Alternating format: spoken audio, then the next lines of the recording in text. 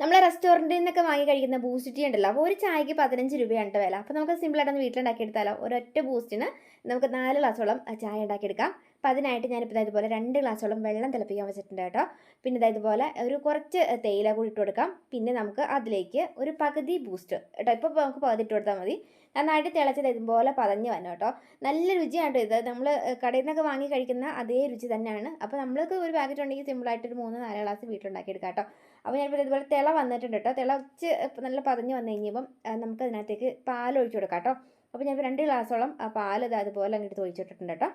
ഇനി ഈ ഒരു പാല് തിളച്ച് വരുന്നതിന് മുൻപ് തന്നെ നമുക്ക് ഇതുപോലെ ബാക്കി വന്നേക്കുന്ന പകുതി നമ്മൾ മാറ്റി വെച്ചേക്കുന്ന ബൂസ്റ്റ് ഉണ്ടല്ലോ, അതും കൂടി ഇട്ട് കൊടുത്തിട്ട് നമുക്ക് ആവശ്യത്തിന് പഞ്ചസാര, അതുപോലെ ഞാനിപ്പോൾ ഒരു 3 സ്പൂണോളം പഞ്ചസാര ഇട്ടിട്ട് നല്ല രീതിയിൽ ഒന്ന് തിളച്ച് വന്നു കഴിഞ്ഞപ്പോൾ നമുക്ക് തീ ഓഫ് ചെയ്തിട്ട് ഇതുപോലെ 2-3 അടി അങ്ങോട്ടും ഇങ്ങോട്ടും ഇതുപോലെ അങ്ങോട്ട് അടിച്ച് പതപ്പിച്ചിട്ട് അങ്ങനെ ചായ അങ്ങോട്ട് ഊറ്റി കുടിച്ച് നോക്കിക്കേ. നല്ല രുചിയാണ്.